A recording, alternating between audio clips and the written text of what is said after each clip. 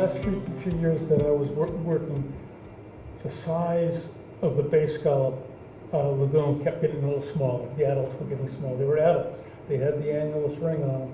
They were adults, but the shell itself was getting smaller. And but my thoughts at that time was this Cotyledonium is causing the adults not to feed as much. They're not growing. So I think another big impact is these algal blooms that we're seeing that we have never saw before, and they're fueled by the nitrogen going into the pond. Another thing I wanted to point out, back in the 60s and 70s was when nutrient pollution was starting to be heard about, and that was in the fresh water, and that was phosphorus. Now, phosphorus is the critical nutrient in fresh water. Nitrogen is the critical nutrient in brackish and salt water.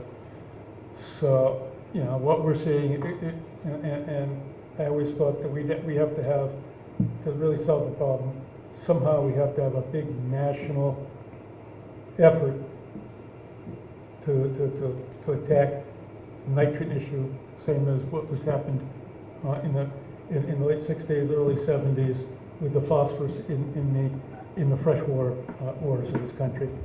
And it's a huge issue that I don't know if we'll ever really get a handle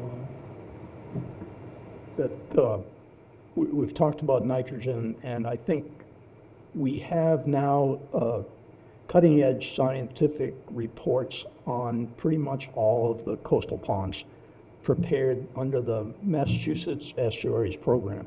And the program produces a guidance limit for nitrogen concentration in the pond, and using groundwater models and population models has determined what needs to be done in the watershed to bring the nitrogen level down to the acceptable level where eelgrass can return to the pond. And I think we need to, as much as we can, get behind those programs to support what it takes to get that to happen. And to pick up on what Paul was talking about, Edgartown Great Pond, the nitrogen was excessive. It was coming primarily from, mostly from the treatment plant, which had a lower level of nitrogen removal. And in the late 1990s, eelgrass just gave up. There was too much algae in the water column. There were too much rack algae. Eelgrass is really sensitive to the light levels, and it gave up. And in 1996, I think it was, the town upgraded their sewage treatment plant. In 1999, the commission produced a report recommending that the plant provide capacity for sewering 300 homes in the watershed, which at that time we thought would bring the nitrogen level down to the point where it would be acceptable. And if you look at the distance between the sewage treatment plant beds, where the treated effluent goes into the water, and the head of Mashacket Cove in Edgartown Great Pond, it's about 4,500 feet. Groundwater travels at about 1 foot per day, and if you divide 365 into 4,500, you come out with about 10 or 11 years.